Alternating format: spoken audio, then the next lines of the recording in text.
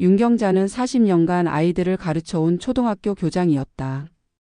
은퇴 후 남편마저 세상을 떠나자 아들 민호가 간곡히 부탁했다. 어머니 혼자 계시면 안 돼요. 우리 집으로 오세요. 며느리 한수정은 처음엔 환한 미소로 맞아줬다. 어머님 정말 오시길 잘했어요.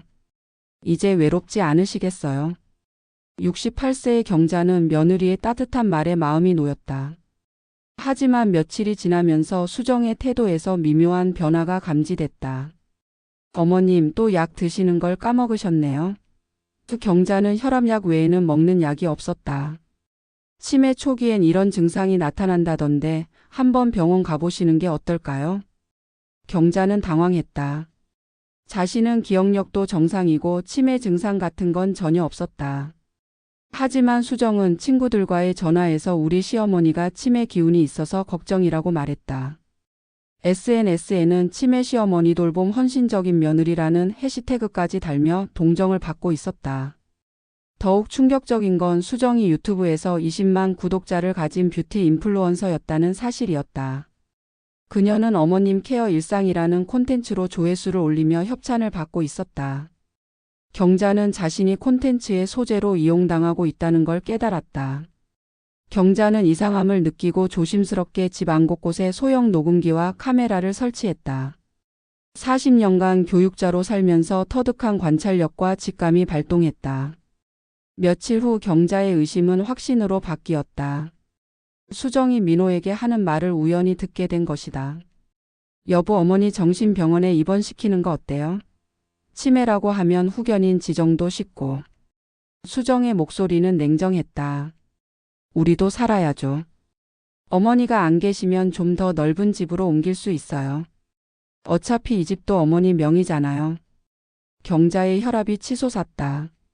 며느리는 자신을 정신병원에 보내고 재산을 노리고 있었다. 민호의 대답은 더욱 충격적이었다. 그래도 너무 급하게 하면 안 되니까 천천히 준비해봐. 그날 밤 경자는 잠을 이룰 수 없었다. 분노와 배신감이 교차했지만 동시에 교장으로서 수많은 문제 상황을 해결해온 경험이 발동했다. 그녀는 차분히 계획을 세우기 시작했다. 좋아. 한번 내가 사라져 줘야겠구나. 경자는 며느리의 행동을 더 자세히 관찰했다. 수정은 경자의 통장을 몰래 복사하고 부동산 등기부등본까지 뽑아봤다. 심지어 치매 전문 병원에 상담 전화를 걸어 후견인 지정 절차에 대해 문의하기까지 했다. 모든 증거를 수집한 경자는 조용히 움직였다. 먼저 신뢰할 만한 변호사에게 연락해 모든 상황을 설명하고 증거를 전달했다. 그리고 부동산 명의를 조용히 조카 이름으로 변경했다. 은행 계좌도 새로 만들어 돈을 옮겨 놓았다. 어느 날 새벽 경자는 집을 나섰다. 미리 약속한 동료 교사의 집으로 피신한 것이다. 그녀는 실종된 게 아니라 모든 상황을 지켜볼 안전한 곳으로 이동한 것이었다. 수정은 시어머니가 사라진 걸 발견하고도 실종 신고를 하지 않았다. 대신 부동산 상담을 받고 인테리어 업체에 견적을 요청했다. 그녀는 SNS에 시어머니가 치매로 인해 요양원에 입원하셨다고 거짓 포스팅을 올렸다. 하지만 경자는 모든 걸 지켜보고 있었다. 그리고 결정적인 순간을 기다리고 있었다. 한 달 후 한수정은 평소처럼 유튜브 라이브 방송을 시작했다. 오늘은 새로운 쿠션 파운데이션 리뷰를 해볼게요. 2만 명의 시청자가 접속해 있었다. 그런데 갑자기 화면이 바뀌었다. 경자의 차분한 목소리가 들렸다. 시청자 여러분 안녕하세요.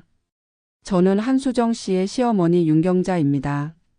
수정의 얼굴이 창백해졌다. 화면에는 그동안 경자가 몰래 촬영한 영상들이 재생되기 시작했다. 수정이 치매 할머니 연기 좀 해달라고 부탁하는 장면, 재산을 논의하는 대화, 정신병원 상담 전화 등이 적나라하게 공개됐다. 이 여자는 저를 치매 환자로 만들어 재산을 빼앗으려 했습니다. 여러분이 보시는 헌신적인 며느리는 모두 거짓입니다. 실시간 댓글창이 폭발했다. 대박 반전 사기꾼이네 구독 취소 등의 반응이 쏟아졌다. 구독자 수는 실시간으로 급락했다. 수정은 방송을 끄려 했지만 이미 늦었다.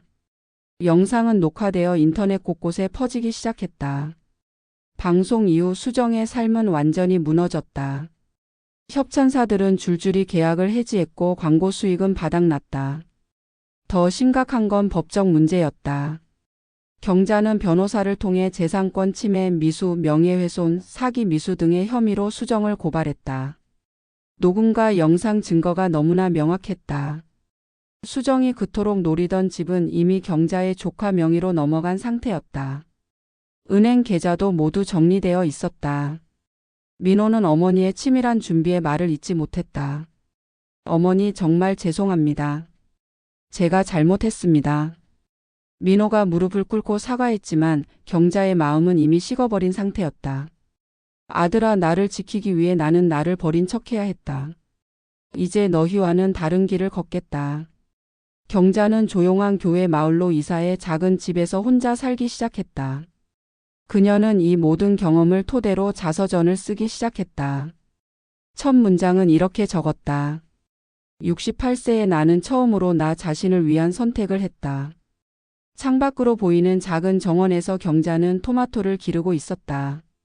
40년간 남을 위해 살았던 그녀가 마침내 자신만을 위한 시간을 찾은 것이다.